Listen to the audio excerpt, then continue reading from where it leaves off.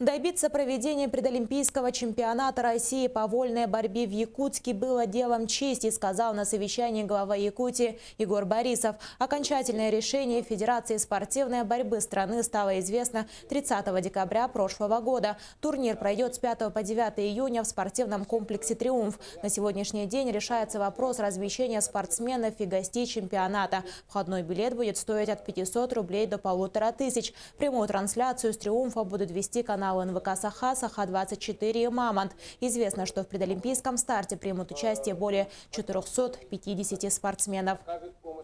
Федерация борьбы России поддержала, учитывая особую роль Якутии в развитии спортивной борьбы в Российской Федерации, учитывая желание любителей спорта, учитывая опыт проведения таких чемпионатов в республике.